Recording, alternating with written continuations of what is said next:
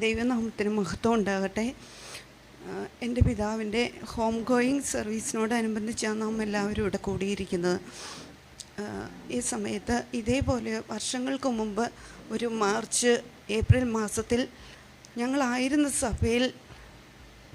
സഭയോടനുബന്ധിച്ചുള്ള ഒരു കൂട്ടായ്മയിൽ വൈകുന്നേര പ്രാർത്ഥനയോടനുബന്ധിച്ച് എൻ്റെ പിതാവും അദ്ദേഹത്തിൻ്റെ സഹോദരനും കൂടി കടന്നു ചെന്നപ്പം അവിടെ കേൾക്കുന്ന ഒരു വചനം അതേത് ഭാഗത്താണെന്ന് എൻ്റെ പിതാവിന് അറിയില്ലായിരുന്നു.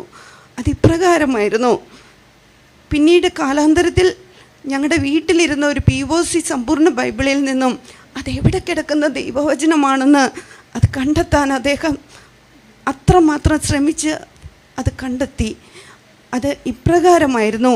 യെരമ്യാ പ്രവാചകൻ്റെ പുസ്തകത്തിൽ 2-ാം അധ്യായത്തിൽ 12-13 വാക്യം. കർത്താവ് അരുളി ചെയ്യുന്നു, എൻ്റെ ജനം 2 തിന്മകൾ പ്രവർത്തിച്ചു. ജീവജലത്തിൻ്റെ ഉറവയായ എന്നെ അവർ ഉപേക്ഷിച്ചു. ജലം സൂക്ഷിക്കാൻ കഴിവില്ലാത്ത പൊട്ടക്കിണറുകൾ കുഴിക്കുകയും ചെയ്തു. ഈ വചനം, ഈ ദൈവത്തിൻ്റെ രോദനം അദ്ദേഹത്തിൻ്റെ ഹൃദയത്തെ വല്ലാതെ മുറിവേൽപ്പിച്ചു.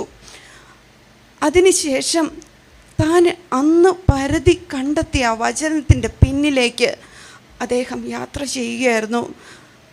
അതിന് മുഖാന്തരമായിട്ട് ആ വചനത്തിൻ്റെ ആഴങ്ങളിലേക്ക് കടക്കുവാൻ ദൈവകൃപയാൽ കത്തോലിക്ക സഭയുടെ കരിസ്മാറ്റിക് പ്രസ്ഥാനങ്ങളിലൂടെ അത് സഹായിച്ചു. ധാരാളം ദൈവവചനങ്ങൾ അതിനോടനുബന്ധിച്ച് പഠിക്കുവാൻ എൻ്റെ പിതാവിനെ സഹായിച്ചു. മാത്രമല്ല, അത് അദ്ദേഹത്തെ പഠിക്കുക മാത്രമല്ല, അത് ജീവിതത്തിന് ഒരു മാറ്റങ്ങൾ വരുത്തുവാൻ സഹായിക്കുകയായിരുന്നു.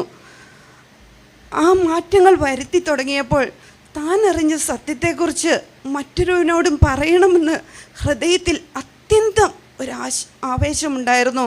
അതുകൊണ്ട് കുടുംബങ്ങളോടും ബന്ധുക്കളോടും ചാർച്ചക്കാരോടും സ്വന്തക്കാരോടും ദേശവാസികളോടും താൻ കണ്ടുമുട്ടുന്ന എല്ലാ മക്കളോടും ഈ സത്യമായ യേശുക്രിസ്തുവിനെക്കുറിച്ച് പറയുവാൻ, ദൈവത്തിൻ്റെ വചനത്തെക്കുറിച്ച് പറയുവാൻ അദ്ദേഹം വളരെയധികം താല്പര്യപ്പെടുകയും അപ്രകാരം പ്രവർത്തിക്കുകയും ചെയ്തുകൊണ്ടിരുന്നു.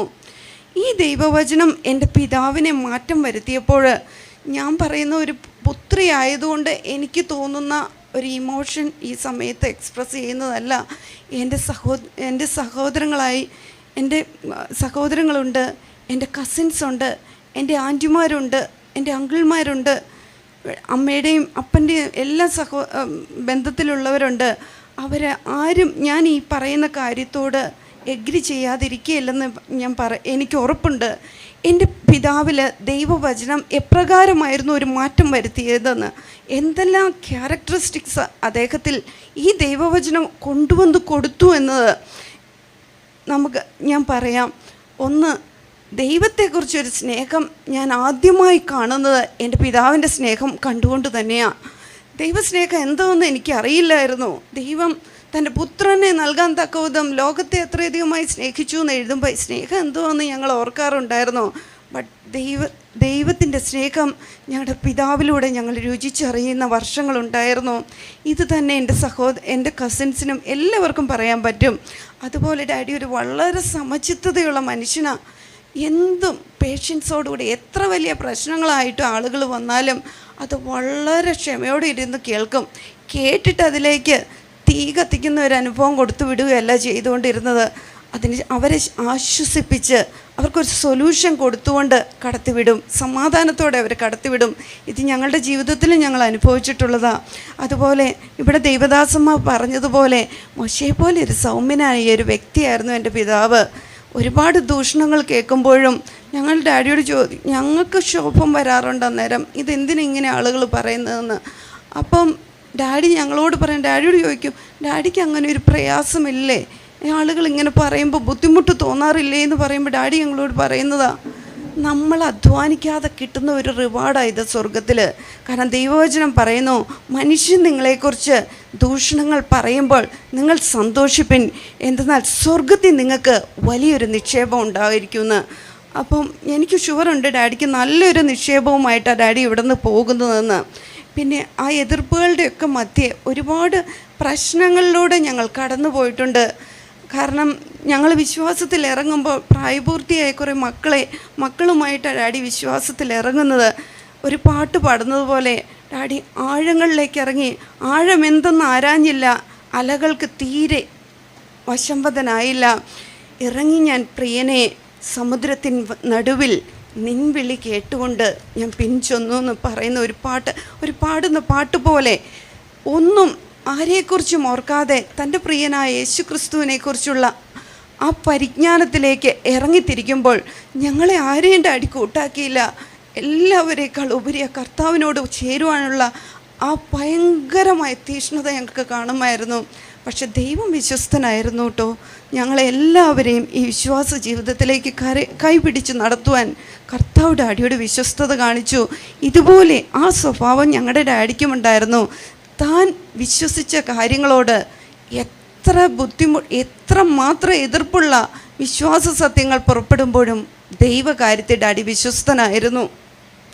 ഇതുപോലെ മറ്റൊരു ഗുണം ഞാൻ കണ്ടിരിക്കുന്നത്, ആരുടെയും ഉയർച്ചയിൽ മറ്റൊരാളേക്കാൾ അധികമായി സന്തോഷിക്കുന്ന ഒരു വ്യക്തിത്വം ഉണ്ടായിരുന്നു. ഞങ്ങൾ മക്കളുടെ ഉയർച്ച മാത്രമല്ല കേട്ടോ, എല്ലാവരുടെ ഉയർച്ചയുടെ അടിക്ക് സന്തോഷമായിരുന്നു. മാന്യതയോടെ ജീവിക്കാനും മാന്യമായി വസ്ത്രധാരണം ചെയ്യാനും മാന്യമായ ജീവിതം നയിക്കാനും അഭിമാനത്തോടെ ജീവിപ്പാനും ഡാഡി എല്ലാവരെയും ഉപദേശിക്കുമായിരുന്നു. ഉയർന്നു ചിന്തിപ്പാൻ പറയുമായിരുന്നു. അതുപോലെ അഭിമാനമുള്ളൊരു ഹൃദയമുണ്ടായിരുന്നു. അതുപോലെ തന്നെ മറ്റൊരു കാര്യം, ഡാഡിയെക്കുറിച്ച് ഞങ്ങൾക്ക് മക്കൾക്ക് പറയാനുള്ളൊരു കാര്യമുണ്ട്. ഞങ്ങൾ 5 പെൺപിള്ളേരായിരുന്നു. ഞങ്ങളുടെ പ്രൊട്ടക്ഷന് വേണ്ടി ഞങ്ങളെക്കുറിച്ചൊരു കരുതൽ എപ്പോഴും ഉണ്ട്. എവിടെയെങ്കിലും പോയാൽ അത്രത്തോളം അത് അന്വേഷിച്ച് ഓരോ സ്ഥലത്തും ഞങ്ങളെ അന്വേഷിക്കുന്ന ഒരു കണ്ണ് ഡാഡിയുടെ പുറകെ ഉണ്ടായിരുന്നു. അത്രമാത്രം ഒരു വലിയ വൃക്ഷം എങ്ങനെ തണൽ മനുഷ്യർക്ക് നൽകുമോ അതുപോലെ ഞങ്ങളുടെ ജീവിതത്തിൽ ഡാഡി ഞങ്ങൾക്ക് തണലായിരുന്നു. ഇപ്പം അതേപോലെ മറ്റൊരു കാര്യം കൂടിയുണ്ട് ഡാഡിയെക്കുറിച്ച്. ഡാഡി ഇറങ്ങിത്തിരിച്ച ദൈവവചനം, ആ വചനത്തെ, ആ സുവിശേഷത്തെ സ്വന്തം വില കൊടുത്തുകൊണ്ട് സ്വന്തം ചെലവിൽ ആ സുവിശേഷ വേല ചെയ്യുവാൻ ഡാഡി ശ്രമിച്ചിരുന്നു. അപ്പോസ്തലനായ പൗലോസ് പറയുന്നത് പോലെ, എനിക്കും എൻ്റെ കൂടെയുള്ളവർക്കും വേണ്ടി ഞാൻ എൻ്റെ സ്വന്തം കൈകൊണ്ട് അധ്വാനിച്ചു എന്ന് പറഞ്ഞതുപോലെ തന്നെ ഡാഡി തന്നെ അധ്വാനിച്ച് ഉണ്ടാക്കി. ഡാഡി തന്നെ അധ്വാനിച്ച് സുവിശേഷ വേല ചെയ്തു, മറ്റൊരാളുടെയും ആഗ്രഹിക്കാതെ. ഇനി ഒന്നും കൂടി പറയട്ടെ, ദൈവവചനം ഡാഡിയോട് എന്തുമാത്രം വിശ്വസ്തത കാണിച്ചു എന്ന്. ഒരു മനുഷ്യൻ്റെ അന്ത്യകാലം നമുക്കാർക്കും അറിയില്ല. ഒരു മനുഷ്യൻ എത്ര കാലം ജീവിക്കുമെന്നും നമുക്കാർക്കും അറിയില്ല. ബട്ട് ഡാഡി പ്രത്യാശ വെച്ച് ഇറങ്ങിത്തിരിച്ച വചനം ഈ ജാനുവരി 28 ഇവിടെ കൂടിയ മീറ്റിങ്ങിൽ ദൈവവചനം ഇപ്രകാരമാണ് ഞങ്ങളുടെ പിതാവിനോട് സംസാരിച്ചത്. അത് 2 തിമോത്തിയോസ് 4, 6, 8 വാക്യങ്ങളിൽ, ഞാനോ ഇപ്പോൾ തന്നെ പാനീയയാഗമായി ഒഴിക്കപ്പെടുന്നു, എൻ്റെ നിര്യാണ കാലവും അടുത്തിരിക്കുന്നു. ഞാൻ നല്ല പോർ പൊരുതി, ഓട്ടം തികച്ചു, വിശ്വാസം കാത്തു. ഇനി നീതിയുടെ കിരീടം എനിക്കായി വച്ചിരിക്കുന്നു. അത് നീതിയുടെ ന്യായാധിപതിയായ കർത്താവ് ആ ദിവസത്തിൽ എനിക്ക് നൽകും. ഈ ഉറപ്പുമായിട്ട് ജാനുവരി 28 ദൈവവചനം ഡാഡിയോട് സംസാരിച്ചു. ഡാഡിയുടെ സമയമായി, ഡാഡിയുടെ കാലം, ഡാഡിക്ക് ഇവിടുത്തെ സമയം പൂർത്തീകരിപ്പാൻ സമയമായെന്ന് മുന്നറിയിപ്പ് കൊടുത്തു. പിന്നീട് ഒരു യോഗവും കൂടി, ഒരു സൺഡേ യോഗവും കൂടി നടന്നു. അതിൽ ദൈവവചനം ഇപ്രകാരമായിരുന്നു: ഒരു ശ്രേഷ്ഠൻ്റെ യോഗ്യതയെക്കുറിച്ച് തീത്തോസിൻ്റെ ലേഖനത്തിലൂടെ പരിശുദ്ധാത്മാവ് ഈ സഭയോട്, ഇവിടെ സിയോൻ സഭയോട് സംസാരിച്ചു. ഒരു സഭാ ശുശ്രൂഷകൻ എപ്രകാരമായിരിക്കണമെന്ന്. അതായിരുന്നു എൻ്റെ പിതാവിൻ്റെ അവസാനത്തെ ശുശ്രൂഷ ഈ സഭയുമായി ബന്ധത്തിൽ. അതിനുശേഷം തുടർന്നുള്ള ഒരു 2-3 ദിവസത്തിനുള്ളിൽ ഞങ്ങൾ ആശുപത്രിയിലേക്ക് കടന്നു പോവുകയും ഏകദേശം 35-38 ദിവസം ആശുപത്രിയിൽ ആയിരിക്കുകയും പിന്നീട് ഡാഡി ഇവിടെ തൻ്റെ ഭൗതിക ജീവിതം അവസാനിപ്പിച്ച നിലയിൽ ഈ ഭവനത്തിൽ കടന്നു വന്നു. എന്തായാലും ഞങ്ങളുടെ പിതാവിനെ നഷ്ടപ്പെട്ടാലും കർത്താവായ യേശുക്രിസ്തുവിൻ്റെ സന്നിധിയിൽ ഒരു വലിയ കിരീടം ഉണ്ടെന്ന് താൻ വിശ്വസിച്ചവനായ യേശുക്രിസ്തു വാഗ്ദത്തം ചെയ്തിട്ടുണ്ട്.